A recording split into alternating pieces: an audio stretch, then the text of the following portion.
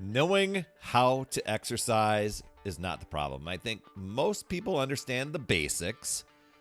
Walk more, recover better, stay consistent, do pushing and pulling exercises when you can, maybe some mobility stuff. Yet, here's the thing, workouts still get skipped. And we could chalk it up to a bunch of reasons. Even plans that we're going to do some amazing things, those can stall. The momentum fades. Even when your motivation is high, and just that disconnect, it really frustrates people because we get into this thing of like, how is it that I know what to do and I'm just not doing it? The benefits, they're clear, Why am I not taking action on this? And the assumption misses how fitness actually works in our real day-to-day life.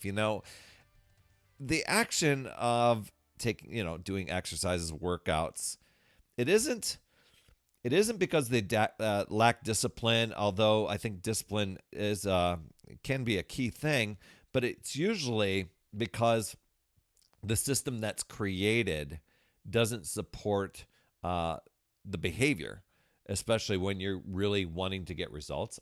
Most of us, we want results fast, right? And we've got all sorts of things going on in life. Work demands pile up. The energy can totally be zapped, and you're at 2% battery level by the time you're done with work and all the other things of life. The decisions in life and the responsibilities, those pile up. And I think we can really we can make it seem heavier than it really needs to be. And while a fitness plan or workouts can really look simple on paper, I mean, at the beginning of the year, there's all these gyms doing like special deal, 1 penny for the next 10 months, whatever it is. It looks like, oh my gosh, that's legit, no brainer. Why wouldn't I do that, right? But it often ends up being overwhelming in practice, and then we will find any crack and flaw in the plan to let ourselves off the hook. And some of us, we try to push harder, double down on our intensity, add more workouts. I'm doing this no matter what. But we will often say, well, I got to get motivated first. And that usually gets wiped out. So that approach, it often creates these bursts of effort followed by longer stalls. Have you ever done that? You're like, hey, I'm going to get in shape for this trip. I'm going to get in shape for this reunion, this vacation, whatever it is, wedding. And we'll push and we'll drive and we'll get really disciplined and focused. And then we're like, oh my gosh, this thing might click. But after the event, or once we get toward that little benchmark, we're like, oh my gosh, when's this going to be done with? I've got so many other things to do. And fitness consistency, it really depends more on capacity instead of motivation. So when I'm talking about capacity, I'm talking about sleep, stress management, nutrition, recovery, those sort of things.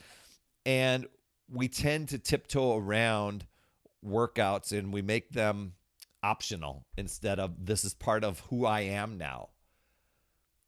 And I think there's just that reaction that we find that the activity that or at least the behaviors that we're supposed to do with who we're saying that I'm going to do these things, I'm going to take action, but it breaks down because there's an identity gap or an identity friction.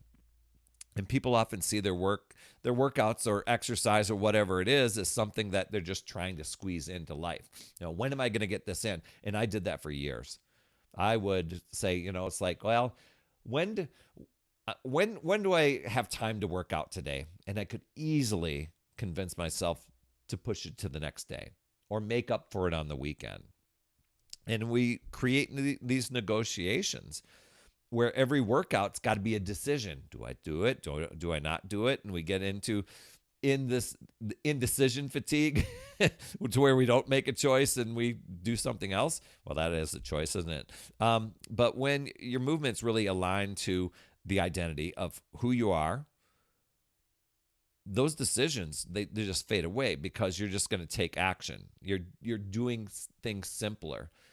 When you start saying, you know what, I'm a person who exercises. And what I started saying to myself was, I'm a person who shows up and takes action on my exercise every day. Something to that effect. Maybe not those exact words, but that was the mindset that I was having. I wasn't say I was a person who was in shape.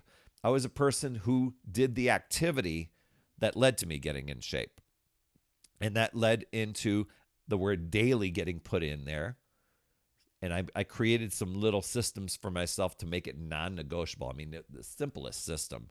My commitment, get this, was I would call it a workout day if I showed up and exercised at least 15 minutes of my workout. Now, I had 30 to 45-minute workouts, but if I showed up for at least 15 minutes, that counted. And that was my non-negotiable. Absolutely, no matter what, 15 minutes are getting done. And I set up some systems to make that happen very, very easily. Almost every time I was ready to check out and be done at the 15-minute mark, I would just keep going to finish the 30 or 45-minute because I was already in momentum, right? I'm like, well, I'm already doing this. Might as well just keep going. So that eliminated the part where we stop asking ourselves, should I work out today? Should I not? I've got these other things. You know what? When you're doing that, your identity doesn't change through intention. It really changes through this repeated proof that you're doing. And small, realistic actions, those reinforce who you're becoming. So many of us, we talk a big game. We say, yeah, I'm in this. I got to do it no matter what. But when we don't take the actions necessary and make simple better by doing the simple actions each day, and actually take those legitimately, being radically honest with yourself, we can tend to fade and drift off course over and over and over again. It's the structure, I think, and not to make it sound complicated. It's just the structure matters more than the enthusiasm. Like, I'm going to do this. This is my year. No, just, hey, this is who I am now. I'm a person who shows up and does my exercise every day. When you get those habits going, then you can improve them along the way. So down the line, 6 months, 12 months, and that might freak you out at the beginning. Where, oh my gosh, I can't imagine myself exercising 12 months from now. I'm still doing it daily. But when you do that, then you'll start to see opportunities open up. You'll start to explore other workouts because you're in that motion already, right? So scheduling your workouts and making that happen, it removes the negotiation stuff. Because when your structure is weak, discipline gets blamed. I just can't be disciplined. I just can't get motivated. And we got to look at those things. There's resistance that shows up, I think, and when you start becoming aware of these, avoidance, fatigue, procrastination, many people mislabel them. They'll call it laziness. But it's self-protection. You're going back into a comfort zone. You're going back into, what's familiar. You've constantly talked yourself out of working out. That's familiar to you. So it's easy to ignore the fitness plan, right?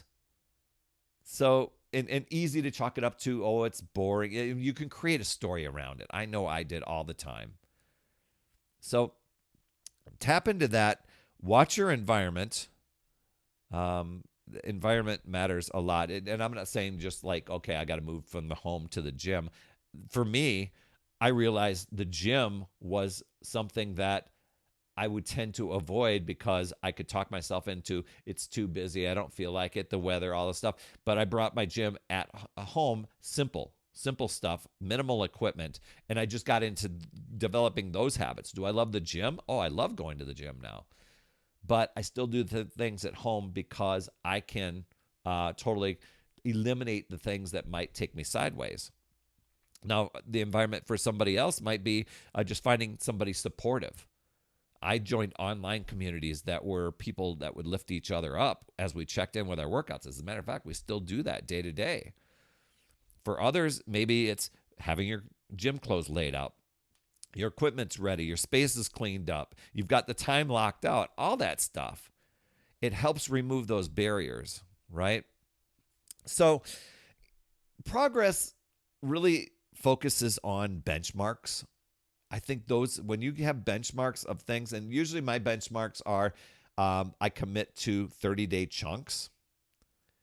And after each 30 days, I'm looking at how I can improve it over the next 30 days or choose a different variety. It's never, I'm getting to the 30 days so I can be done with this thing. No, it's always what's next. Through that, your strength increases, your endurance improves, your recovery shortens, energy stabilizes, so many other health benefits. And that just keeps you moving forward with focus. So when workouts support your energy instead of draining it, well, your consistency improves, right?